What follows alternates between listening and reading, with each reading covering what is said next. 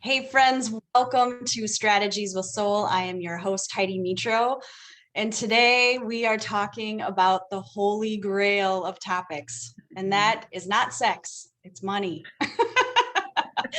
And I have just like the most gorgeous soul to introduce you to. Aw, We thank met you. in a program called We Should All Be Millionaires. So it's apropos that we're talking about money today. So my guest today is Lisa Barclay. I'm so happy that you said yes to join me today. Thanks for being here.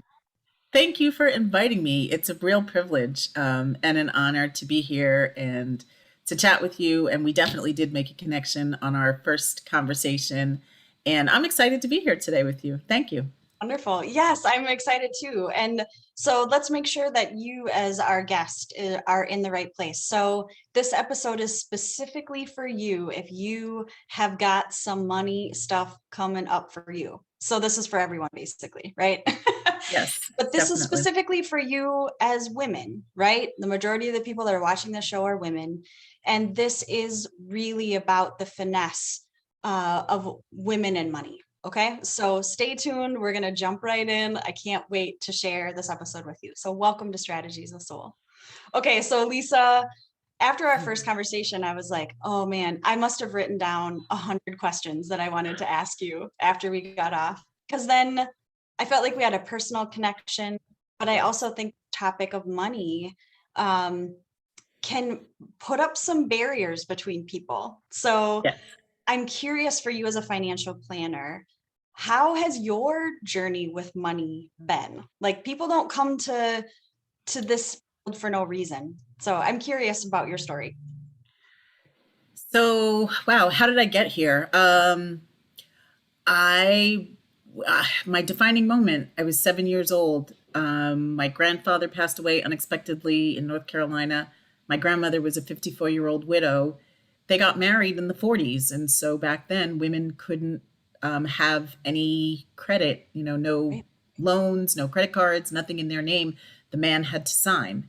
And I just learned that in 1974, women got the right to um, have their own credit, their own loans without a male signature. So that's kind of shocking because that's only 47 years ago. That's crazy. But at any rate, um, I remember my mother and her siblings scrambling to help their mom get her financial house in order now that she was single. And it was quite the struggle. It was quite the struggle. It wasn't that she had bad credit. She just had no financial footprint at all. So the bank wanted their checks back for the bank accounts that she and my grandfather had Yeah. because she didn't exist as far as they were concerned. Right. And my father got down into my little 7-year-old face. He looked me in the eye and he said, "Don't you ever get yourself in this position."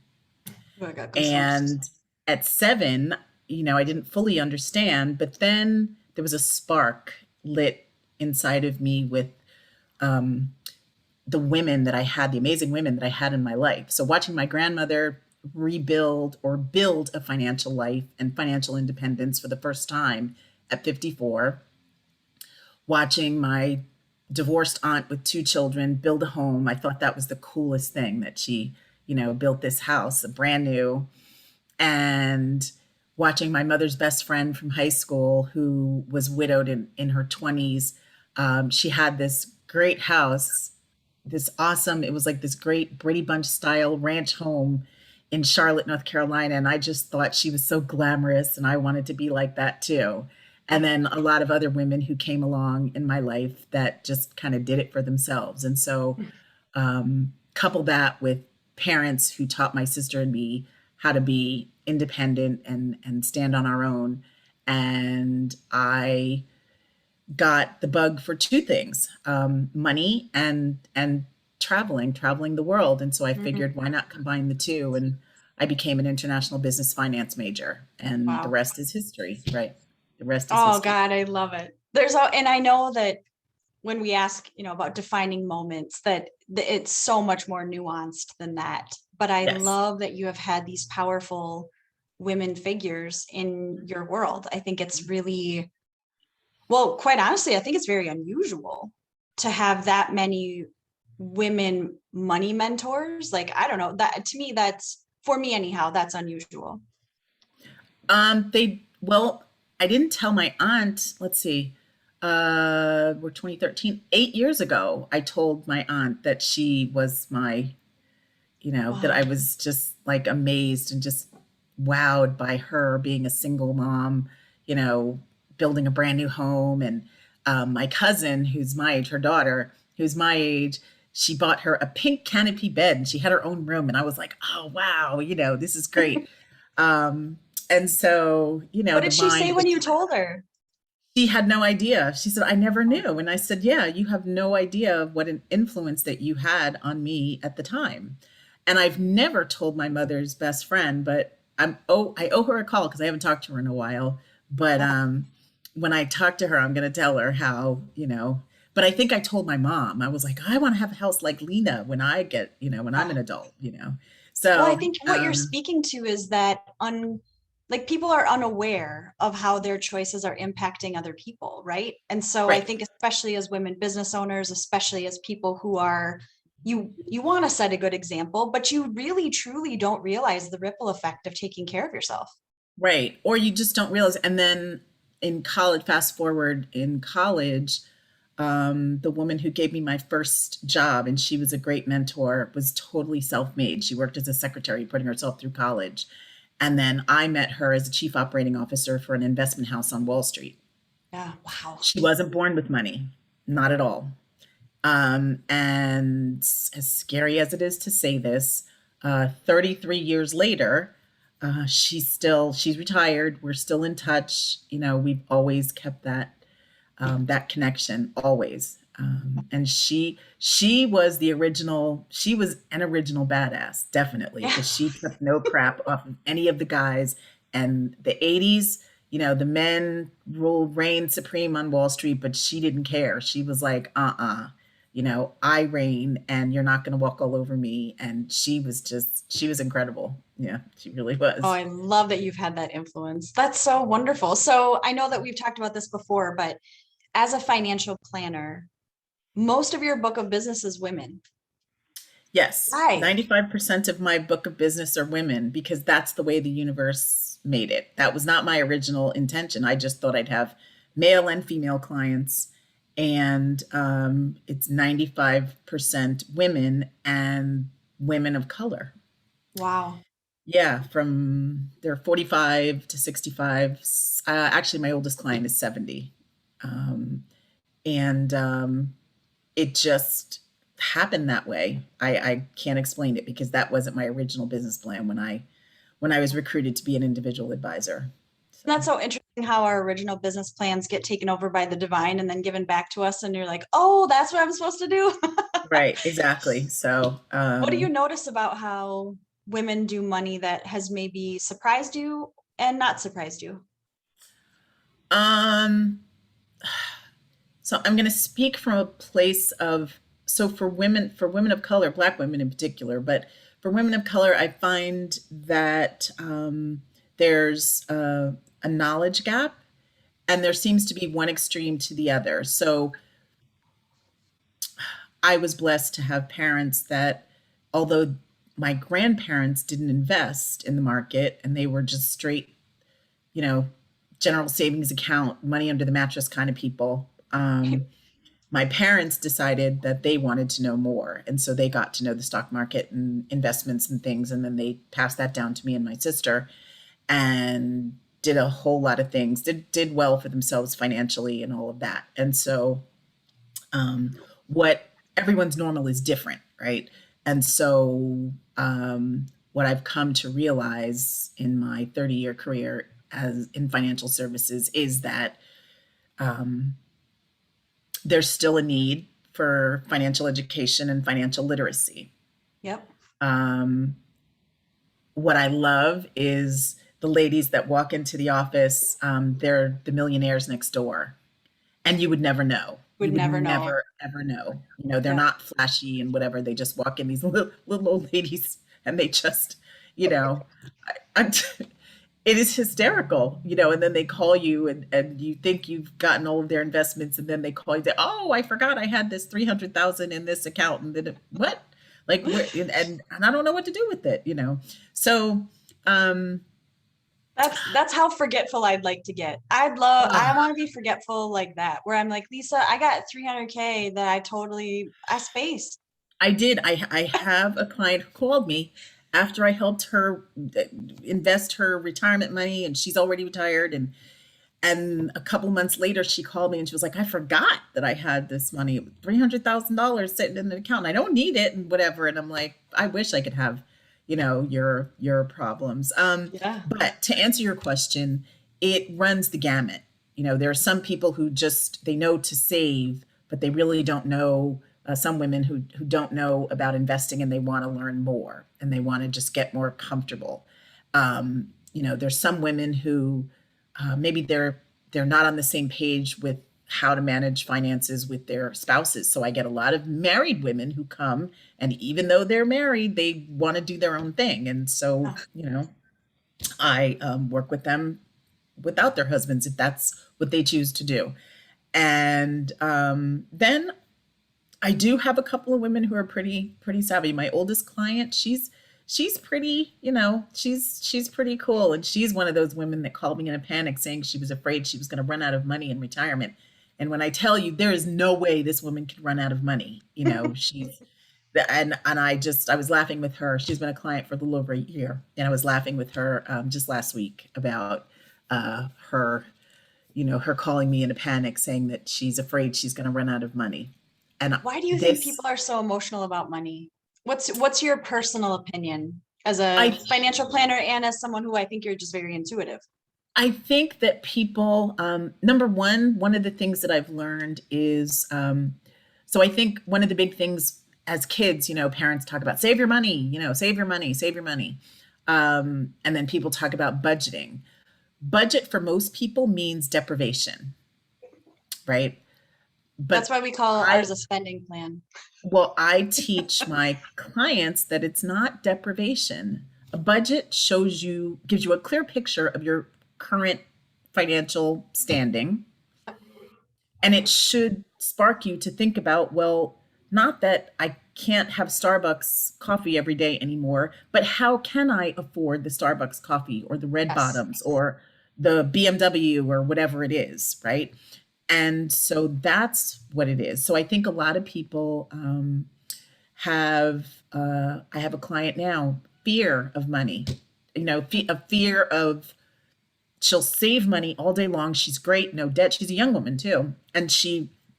But her parents, taught her, just save your money, don't invest it in the market, you're going to lose it, and this and that, and she's fearful. So money evokes a lot of emotion in people, right? Pride, fear, shame, guilt, envy, like a lot of different emotions depending on where you are on the spectrum, right? On any given day. Um, and I don't think what I'm finding in my coaching practices is that we're not conscious of Hmm. how money makes us feel. Wow. Mm-mm.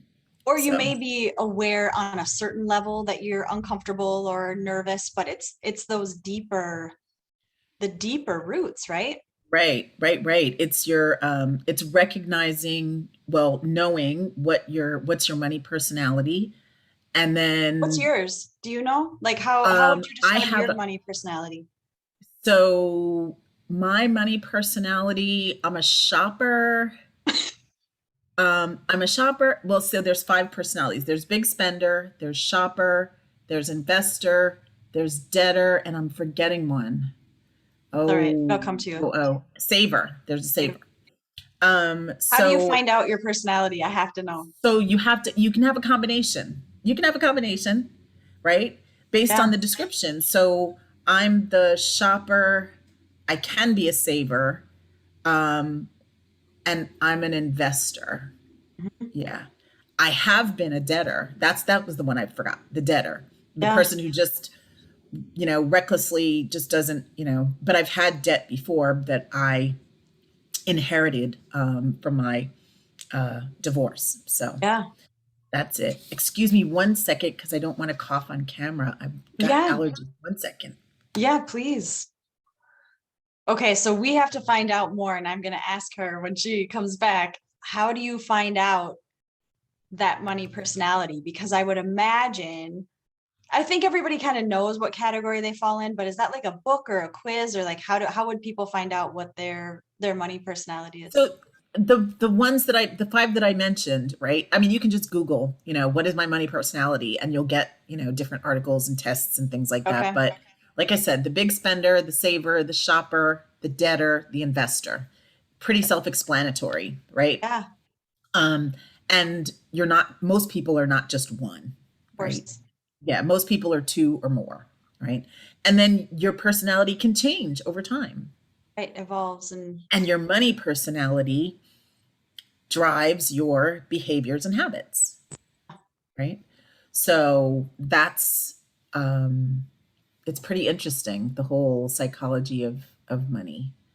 And I'm working with my group right now, a group of women right now that there's four of them, and working with them on money mindset, number one, and then number two, recognizing and being aware of their money personalities, their money habits and behaviors. Do they want or need to make any changes? And setting their goals, their financial goals. So well, and I think that there's so much to be said too, because as a body mind coach, I'm thinking about, yes, there's this mindset, but there's mhm. also the physiology that goes along with Yeah, money. yeah, If you're yeah, yeah. always tight, or if you're, I mean, I very early on in my partnership with Mike, anytime we had a money conversation, we were both just like It can be rigid and stressful. tight, It can and be it was very stressful. stressful. Right. And Yep. your body really does play a role in your money story. It just Yep. does. It really does. And if you're not in money balance, which is not perfection, but Mhm. meaning that if one person in a relationship, is the more responsible or better money manager, pays bills on time and all of that, and the other person is just kind of happy-go-lucky, um, the harmony is that the person with the weakness should allow the person with the strength to manage that part of the relationship, but you have consistent conversation around what's going on with your money, right? But if you're just the person that pays bills and all of that, does all of that, likes to do it, wants to do it, and the partner that has the weakness is good with that, then fine, that works. The problem comes in, the stress comes in when you're not on the same page and you can't achieve any sort of balance. Right. And that's a tough situation to be in, and a lot of relationships um, end because of financial stress. It's horrible. Financial stress can really have an emotional effect, physiological effect. Yes, very much. And I think that it matters too. I mean, I was brought up like my mom handled the money, but my Mm-hmm. dad made more money. And it Right. was, but my mom handled everything at home. And I mean, they had a power dynamic where Yeah. they both contributed, Right. but it Right. was Right. definitely that my mom knew what was going on with money. My dad was famous for saying if he had $5 in his pocket, he was rich. Right. And that was like, I'm never doing that. I want $100 in my pocket. I want Right. $1,000 in my Right. Right. pocket. Like, Right. but Mm-hmm. there was also this inherent idea of the men should make more money. And Yes. as I have uncovered some of these unconscious beliefs, it was like, no, I'm good at making money. I like making money. I like learning Right. about money. It's a subject I find interesting. But I was in my mid 30s before I realized that that was a recurring theme. Like, Right. well, if Right. I make Right. more money than my partner, what does that do to him? Is that emasculating? Is that like what happens? And Mike's fine Yeah. with it. He's like, Yeah. get No, down with your it's bad self. Like, it's yeah, you fine. have to, yep, you have to have a partner who is comfortable with your success and your growth, right? Right. And sometimes that doesn't always happen, right? Yeah. Sometimes it just doesn't happen. And I can speak from personal experience that I'm pretty sure my my my money boss mentality and independence was a big factor in me not getting married until I was 36 years old, because most men just couldn't, you know, Yeah. But they it's couldn't interesting to deal with start it. to break down these patriarchies, right? These stereotypes, racial Mhm. inequities, right? Like when we Right, start right, really right. looking at what equity looks like Mhm. in multiple different categories, Yes, it's interesting what has to break. And absolutely. it was Yeah, almost our marriage in our house, right? Like it took us a while to figure out, okay, what does it look like? And Mike and I are right. obviously in a marriage of black and white, right? We're in a Mhm. marriage of Mhm. self-employed, like that we have a lot of dynamics that we've had to Right. go, Mhm. what has been at play and what are Right. we conscious of and what are we not conscious of? Right. And that the thing is, I had a therapist tell me once, when I was married in marital counseling, and he talked about the four-legged stool that was missing a leg. So, the couple, the joint couple was the stool, but there was a leg missing. Mm, And in my case, it was the financial weight was always on me, and the balance never tipped back the other way. And then it was just a constant stressor, it in the creates relationship. instability. Right, And then but that is a physiology too of like trying to balance on a stool, right, right? exactly. And so I Hmm. kind of felt like a pack mule. I would tell my ex-husband that all the time. Like I just felt like the financial pack mule, like more would just keep getting. And because I was raised, where your credit was important and all of that, that if there was a bill, a credit card bill or whatever, you had to make sure that you could pay all your bills and you paid them on time, and you valued your credit. But sometimes our partners are not of the same mindset. It's okay as long as I hate the word roles, but the roles, the strengths and weaknesses. Sometimes you're better at one thing and your husband is better at something else, right? And so he manages what he's good at and you manage what you're good at, in the relationship. And that's the balance. But sometimes the balance doesn't always happen, right? And financial stress is horrible. It's absolutely horrible. When you're working with women, let's say they are coming with financial stress, Mhm. do you have like two or three tips that you give women or two or three ways that you help women manage their own financial stress? So the first thing I require of my clients, so I'm a financial coach, but I'm also a financial advisor. Two different things, because the Yep. financial coaching is what gets my clients to the point where they're ready to invest and all of Right. that. So the financial coaching is getting your financial house in order, Yep. and then working towards creating a financial plan, um, and the different elements that go into that, which is a different conversation. But education. So I say this: education, knowledge is power, but only if you know how to use it. Right. If you don't act on it, it doesn't do anything. If you don't know how to use it, then it does no good to you. But education can empower you. And so the saying for my business, for my company, is um, educate, empower, and elevate. Mm, So I love education. alliteration. Thank you. It's Yeah. so beautiful. Education, right. And that education empowers my clients to make the best financial decisions that they can for their financial lives at that time. Right. And then those decisions, the intention of those decisions is to elevate you to the next financial level that you want to be. Understanding that just because you make a plan, that plan doesn't stay that way for 50 years. It changes Right. with life It might stages. not stay Right. that way for 6 months. Right, but there are people who will, well, why do I have to change the plan? Well, because you're 50 years old. You're not 25 and single. You're 50 with, a kid in college and one in high school and a mortgage and whatever else, and you're taking care of your parents and whatever else is in your life. It's different. So it has to change, right? It Yes. has to change. Just like life changes, your financial plan has to change.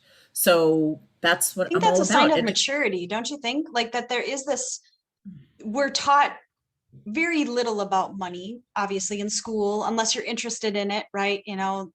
But I Right. do think that But there's a it should be a maturation life skill. process. Yeah, Yeah, it should be a life skill a because 100%.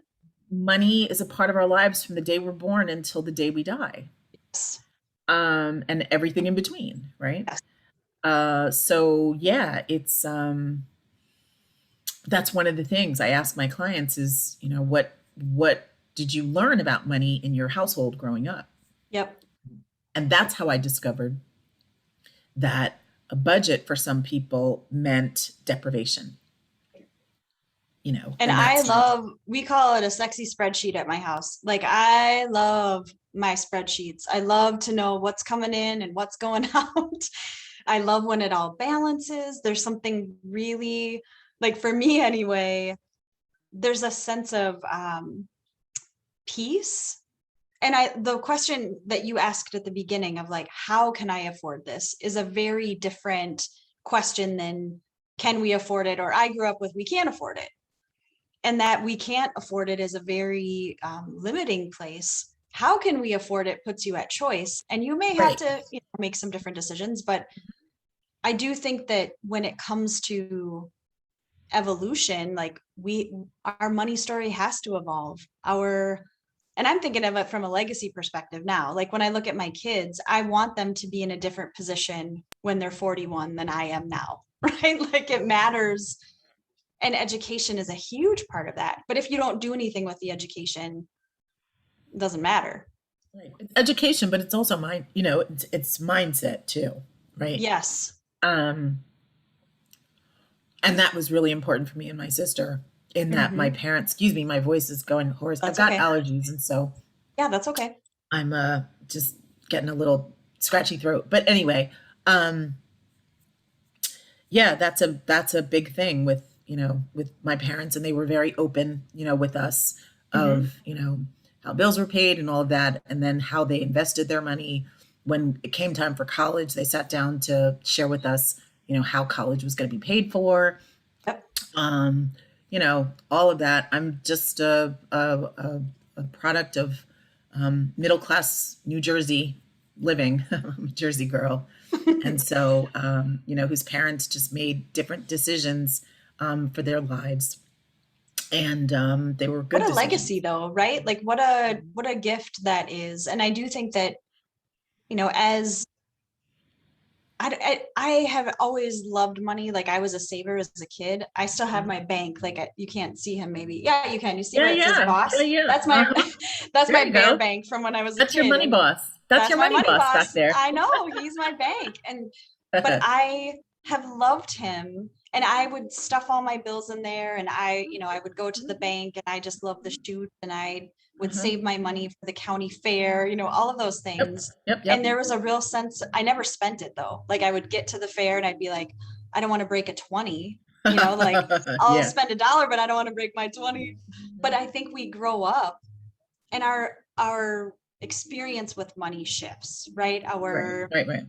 And I think it matters to feel empowered. So what have you noticed about women feeling empowered about money? Well, it's definitely tied to confidence level. Mm. So there are What some brings women, confidence with money? Like what would you say would um, bring confidence? well, it depends on the relationship, if a woman's in a relationship.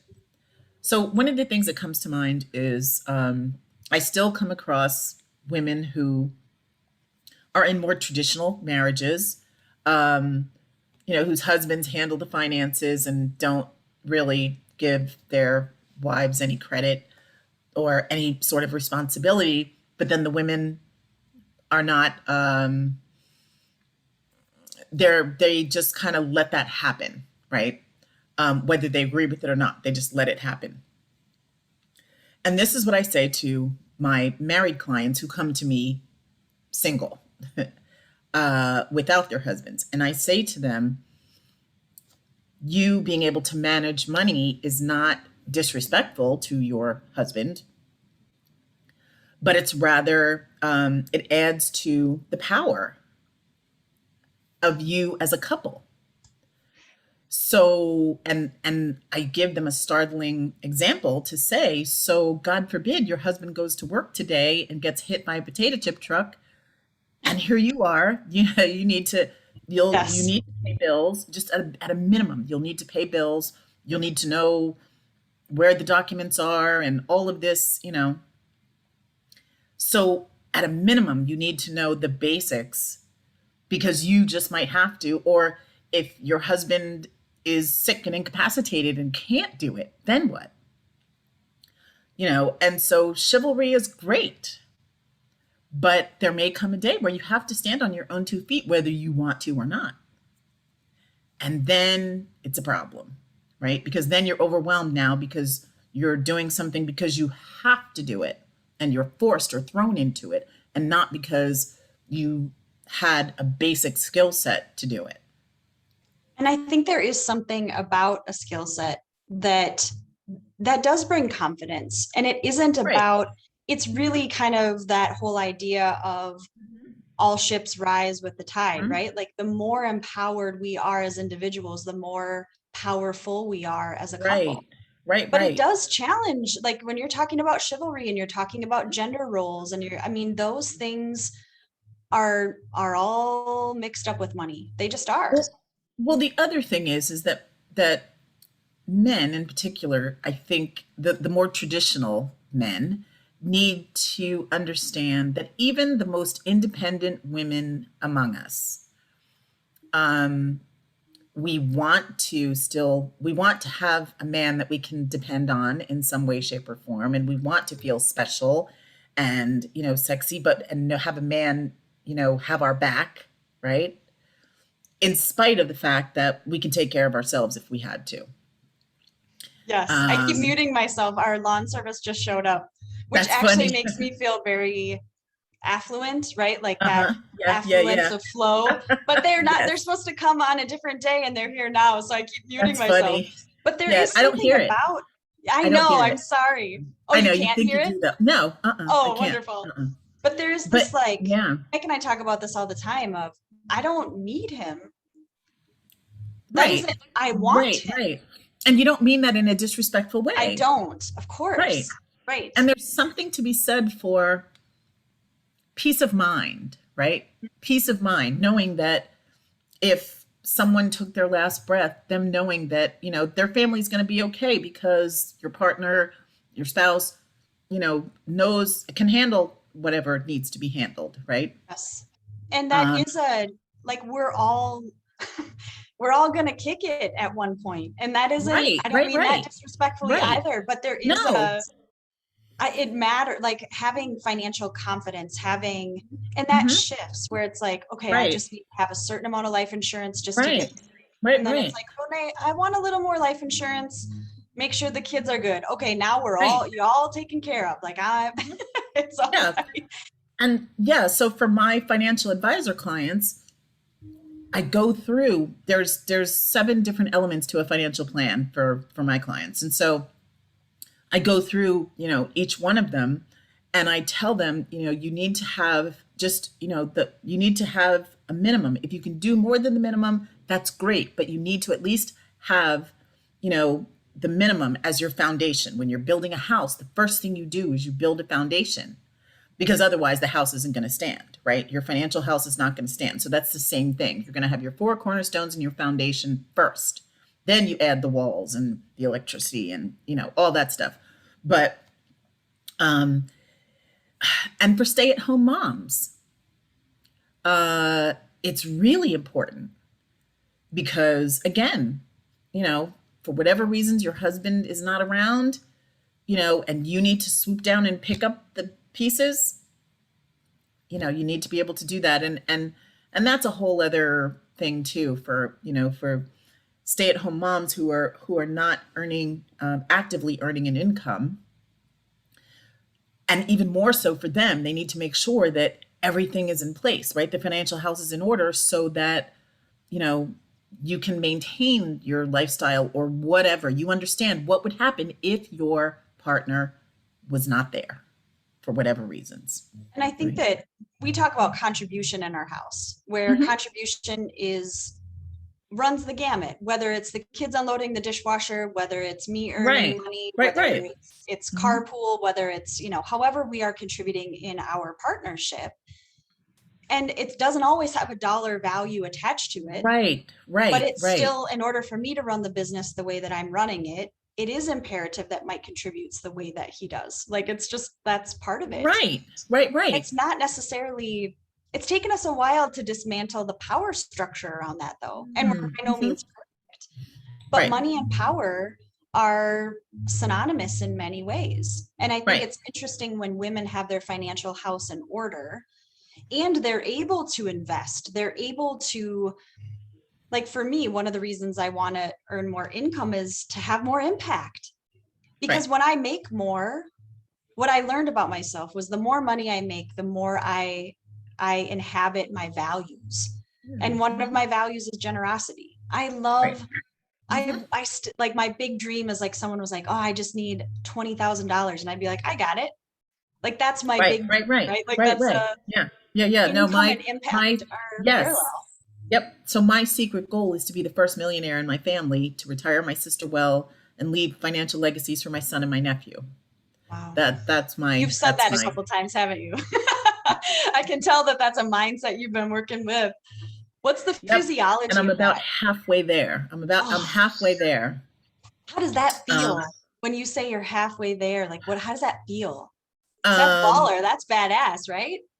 in yeah, when I think about it, like, even I mean, I'll go back. I've been divorced 10 years. So I'll go back even 10 years. And um, I remember before I pulled the trigger to actually divorce, I went to go see a judge friend of mine who was in private practice. And I sat in his office for 2 hours asking all my questions, if I do this and whatever, and what the impact would be, because I always made more money than my ex husband.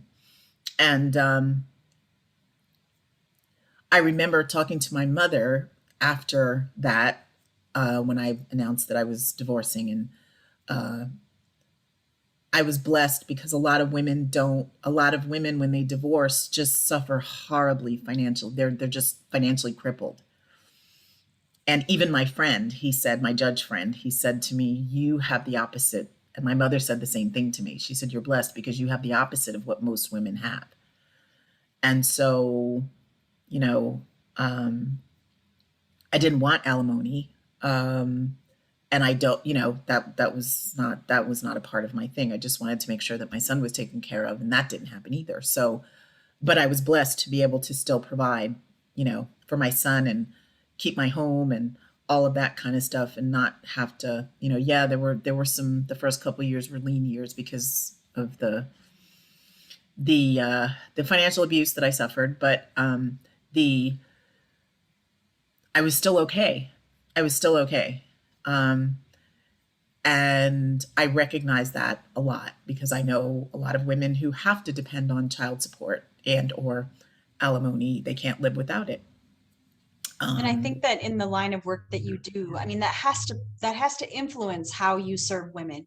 oh, Your story absolutely. has to influence, like, putting other Absolutely. women in positions of not necessarily power as in, like, dominance and, like, top down, No, but not like power that. as Right. in you are a powerful being and you Mhm. deserve to have agency. You deserve to be living in a way that your needs are met and your wants on some level, right? Right. Right. Yeah. And understand that 51% of households in this country, women make the financial decisions. Yeah. That's wild. I didn't know that stat.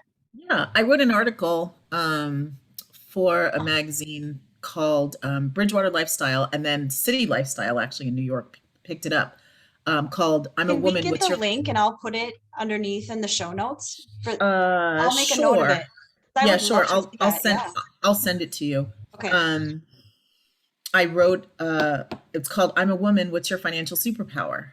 And yeah, and it was all about women's the economic power that we have, and the basics on, creating a financial plan and sticking to your plan and that sort of thing. So yeah, it was a it was good. It ran a little over a year ago. Good for you. in a magazine. But yeah, it's a and I have to say for, for Black women, we've always been savers. So, um handkerchief money, right? You know it. So, Yes. yes, and I'm guessing that white grandmothers did this too, right? The husbands, and they could have had good husbands, but they always had that handkerchief, right? Yes. And they're right, In there. right? Yes. Yep. Yes. Um, My uh, grandma was like, she knew what was going on with the money. That uh-huh. was like, and I remember her saying, my grandfather, when he got back from the war, things were very challenging and they called it a sleeping sickness, right? But he Right, was right, in right, depression. right, And right, there was a right. period of time where she was taking money out of savings to make ends meet. And I can't remember the dollar amount. I have it written down in my journal. Hmm. But Hmm. she was like, honey, either you're going to work or I am. And it was like she was making these financial decisions over and over and over again. And Right. I remember at the end of her life, it was around Christmas time and she was worried about giving all of the grandchildren presents. She's Hmm. like, all the money I have is all the money I'm ever going to have. Talk about defining moment. I was like, I never want to be in that Right, position. right, And right, so I right. was like, Grandma, just give everybody your stuffing recipe, like in Yeah, your yeah, yeah. script. And she Right, did. But I remember right, sitting at her kitchen table when she was writing out those recipes, and I love that I still have it. It's priceless, right? right, right, right. But I remember thinking, oh my God, what if all the money I had was all the money I was ever going to have? How awful. Yeah, I haven't thought about But that, but that was a defining yeah, but my so my maternal grandmother, she died broke because she was a depression baby, so she would not allow her children to invest the money from the sale of her home. Like she would sweat bullets to invest in a CD. Like that was the maximum investment that she would do, even though her three children, her daughters and son-in-laws were like, look at what we've done. We could do the same thing for you. No, no, no. So she died broke, but she was fortunate that her children and her daughters and son-in-laws could, float her for her days, and she lived to be 94 years old. God bless her. My father's mother she never made a lot of money. She owned a home outright, and she owned 13 acres of land on the Potomac River in Virginia. And so she was able to land leave, ownership. and she had 11 children. So she was able to leave each child, but she didn't have any money. So my father and my uncles floated her expenses, her care, all of that, when she got sick and older. And they Wow. financed her lifestyle until she passed away. But she had land and she had a home. I mean, and those are Um, things that, yeah. I mean, how fortunate, thank goodness that she had that, right? Okay, Yeah. so Yeah. So, part of Strategies with Soul, part of the reason we do this show is really on some level, we're marrying the practical with really the emotional, with the spiritual, mhm. with the reality of how most of us live. Yep. So if you were going to break it down, I know you can't break money down into like super, super simple, but if you were going to give people three pieces of advice that would support them emotionally and financially, like this isn't the question I want to ask. Three pieces that people need to know education wise about money in order to really support their soul. What would you say? The first thing I say, and I know people laugh when I say this because it sounds funny, but the phrase keeping up with the Joneses. Well, what I tell my clients is when I notice, that they might have some materialistic priorities, and there's nothing wrong with liking nice things. There's nothing wrong with that. But advice number one is the Joneses don't pay your bills. So live the way that you live, and you don't owe anybody an explanation of anything. So that's the first thing. The Joneses don't pay your bills. And a lot of time the Joneses are broke. Right. And you know what?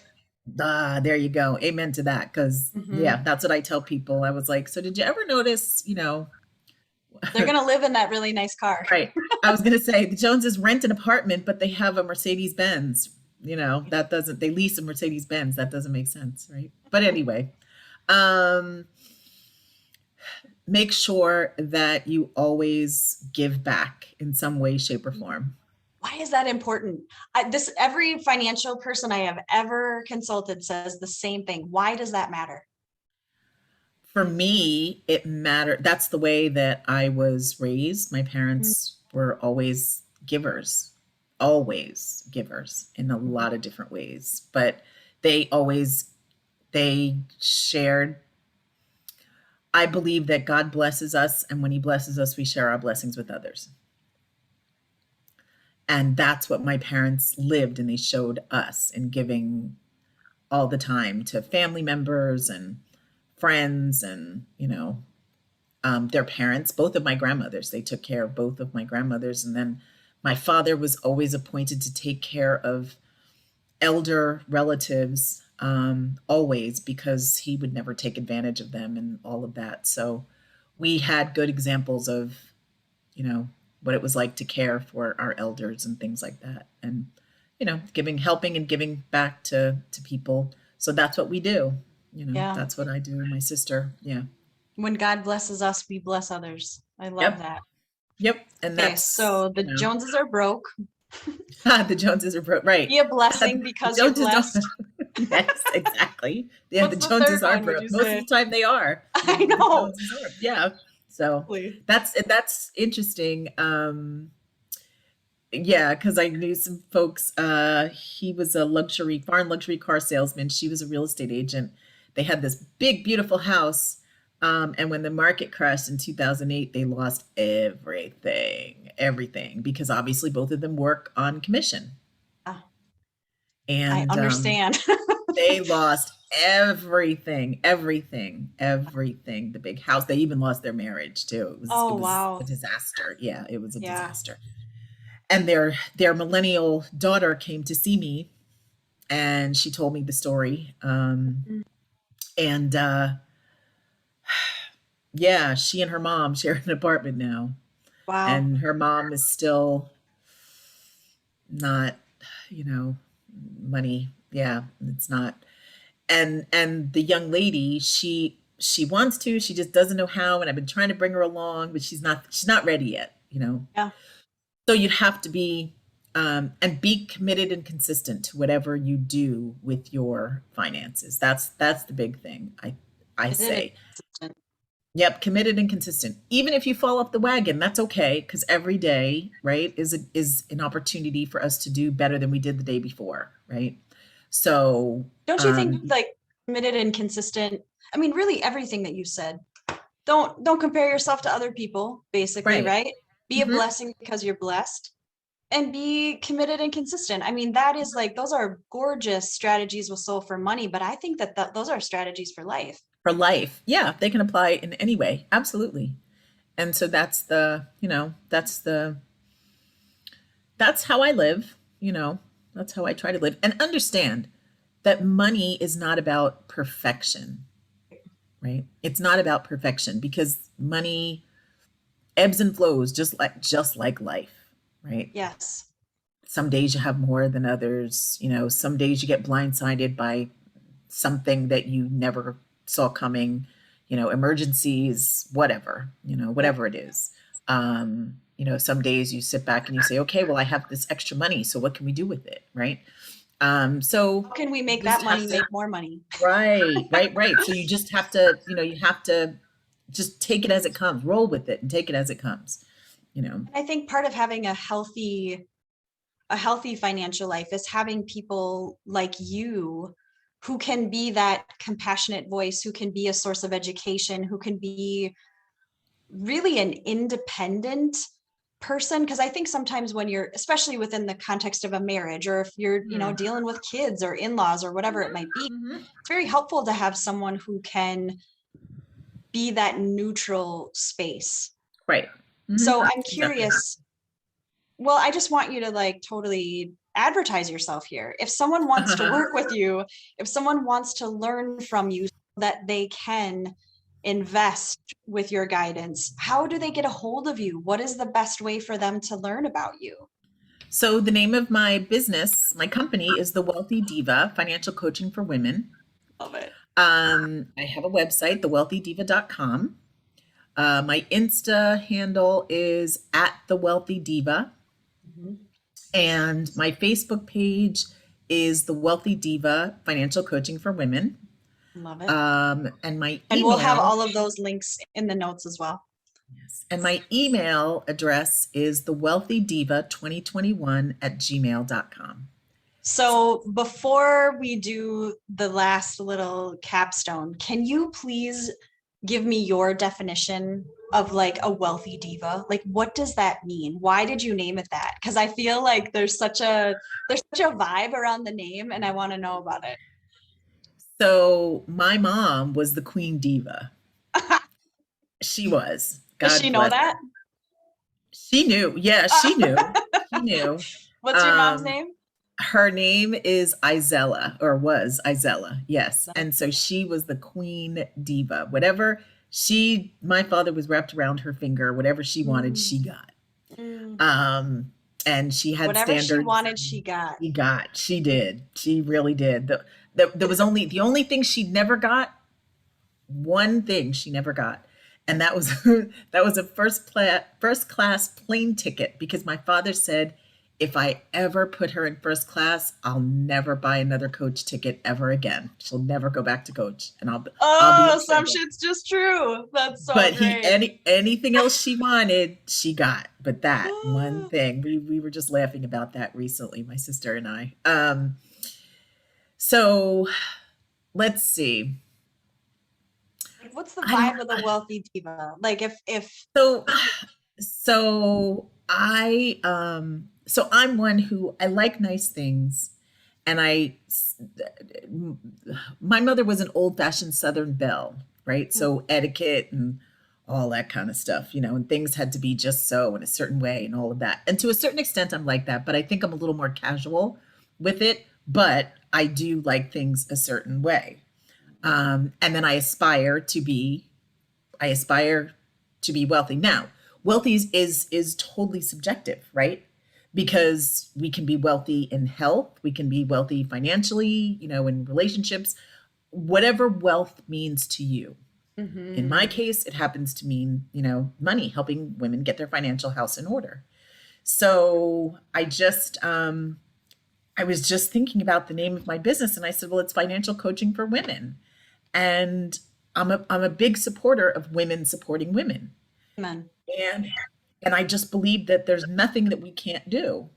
I agree. So yeah. And so, and you can be a diva and still be a nice person. And, I know divas usually have that negative connotation, but I think of it no, as like a diva for yeah, me is that you hold your shoulders differently. exactly, Is that exactly. it's the Yeah, you know what? physiology of diva where I'm like, Right, it's like you right. walk down the street with a little bit of Exactly. And it depends on how you're feeling, right? It depends on how you're feeling, where you going, who you seeing, right? And the way you walk and the way you dress and the way you carry yes yourself and the whole thing, because you're cute and you're and sexy and you sexy. got yep, you got your sparkle, your shimmer and your shine going on, and Totally. it's all good, right? It's so funny because the first So, conversation we had, I wrote down cute and sexy, and I was like, uh-huh. yes, I want to feel cute and Yeah. sexy with Yeah, my yeah. money, right? Yeah. So one of the strategies that I teach my clients. So in financial ease terms, it's called the bucket strategy, but buckets are not cute and sexy, right? No. So my whole thing is the money bag.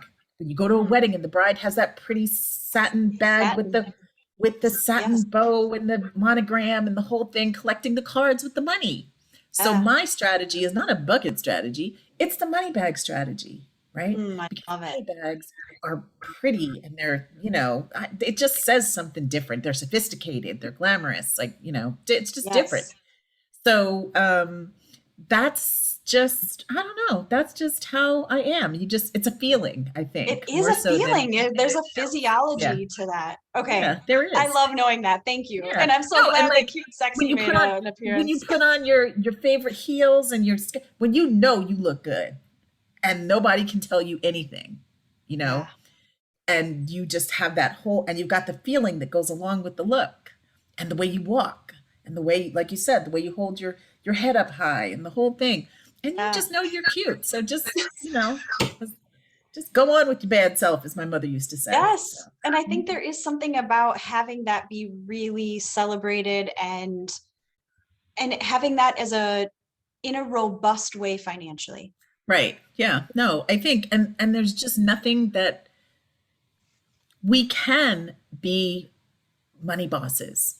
Yes. We can be money bosses in the Yes. best possible way, And we get to be. And I think that in this season, at least, it's imperative that we are. I think that Absolutely. it's not just Absolutely. wouldn't that be nice? For me, it's like, no, this is I It's don't want to be in panic mode around it, but it's I necessary. definitely, yeah, it's necessary. It Necessary. isn't a nice to have anymore.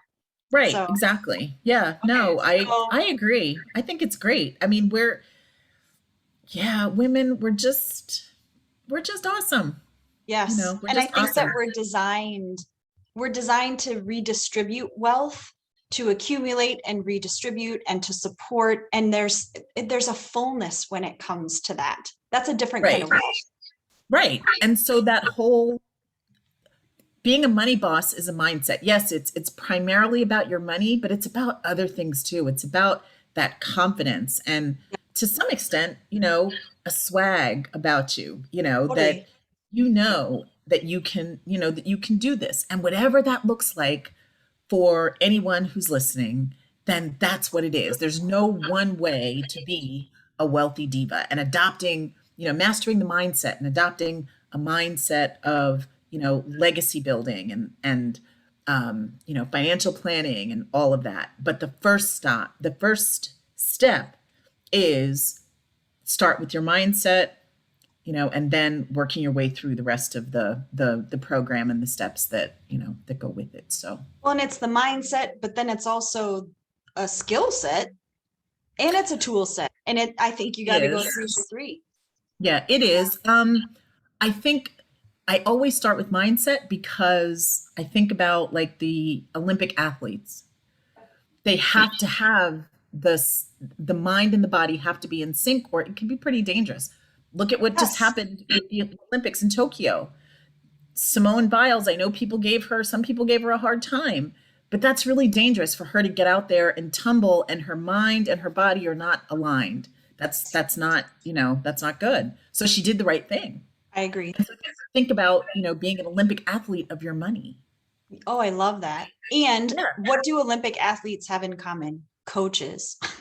Right. Exactly. Like Yeah, that's they're right. not Yeah, I that's don't know right. of any, maybe there are some that are self-taught, Right. but Right. I do Right. think that just the way that Olympic athletes have coaches or athletes have coaches or Right. humans have Exactly. coaches, Yeah, you get to have a money coach. So exactly. I'll drop all the links for people to get in Sure. touch with you. Absolutely. Yep. So we're gonna capstone this with Heidi's Big Five, and no one knows what Okay. these questions are. So Okay. it's more of like a rapid fire, but I'm so Yep. curious what you're gonna say. Okay, Okay. are you ready? There's Yep. no trick questions. Okay. So complete this sentence. Leadership is what?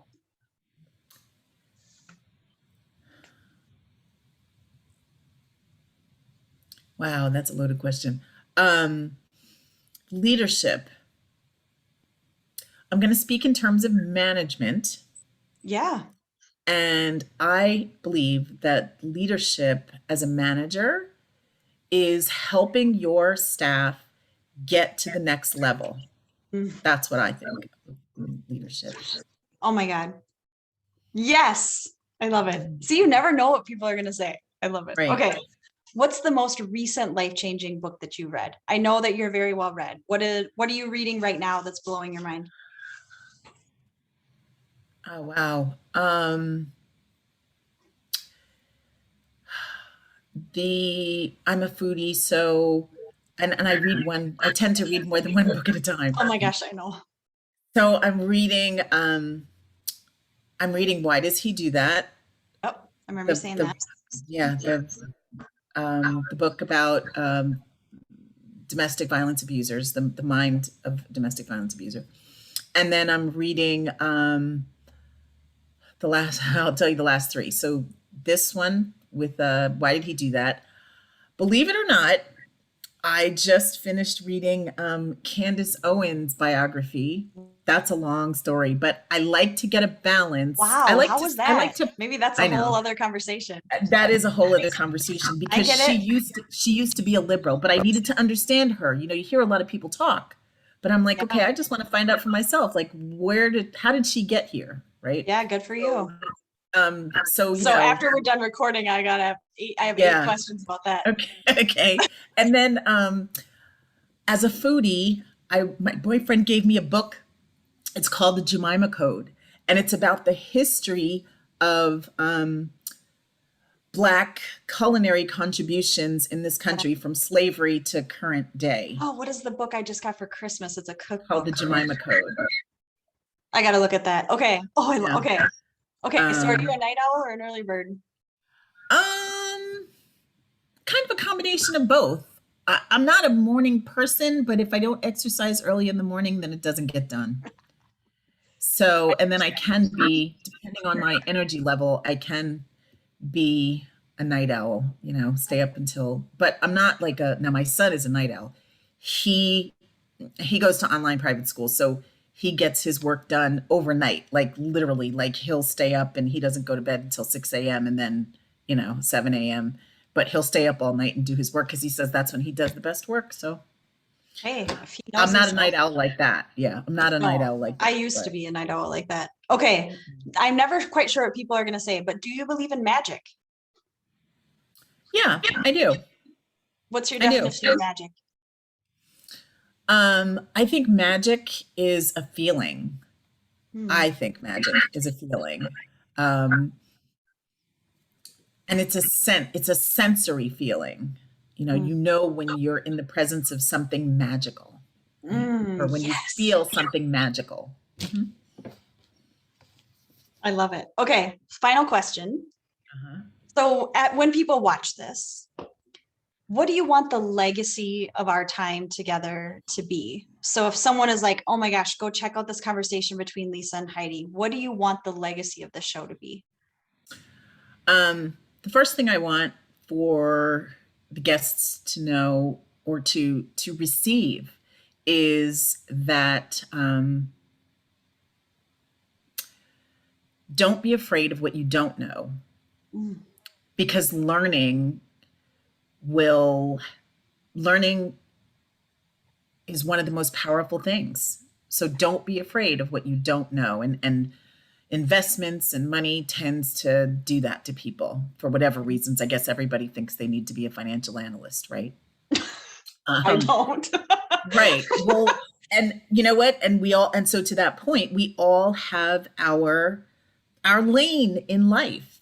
Hey, So not in a disrespectful way, but stay no. in your lane and learn what you need to learn. But I believe, and I've had people come to me and they ask me for help and try to tell me how to do my job. You're a rocket scientist. I don't know, I'm not telling you how to do your job, and you came to Right. me.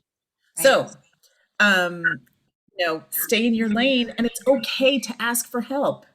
There's Yeah. no shame in it, Right. right? There's no shame in it. The shame is if you don't learn, if you don't ask, if you don't seek the help of a financial advisor or Yeah. a financial coach, depending on where you are in your financial journey. It's I okay. that's going to be the quote. Don't be afraid of what you don't know. Right. Yeah. Don't be afraid of it. And just, I don't know. I've just never, and don't limit yourself. I've just never limited myself.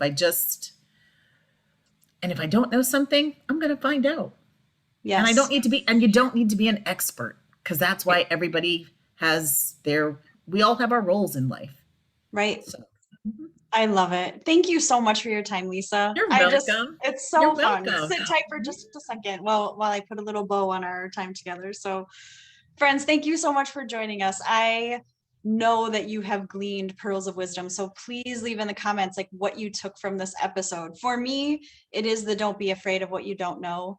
And also like I need to embody that wealthy diva a little bit like on the daily. Yeah. I think I need to put that as much as I put my daily workouts in. For me, what I'm taking away from the Uh-huh. show is like, I'm going to get into that it's my leopard heels, right? Like my leopard Yeah. heels put me in There you that go. wealthy diva There mode, you right? go. So That's right. That's I'm right. curious for you, what puts you in that wealthy diva space? And as you are looking for support, as you are like, I need to know someone in a financial lane, please reach out to Lisa, and I'll have all of those links in the comments below. Thank you so much for your time today, friends. Lisa, thank you so very You're much. welcome. Bye-bye, everybody. Bye. Thank you.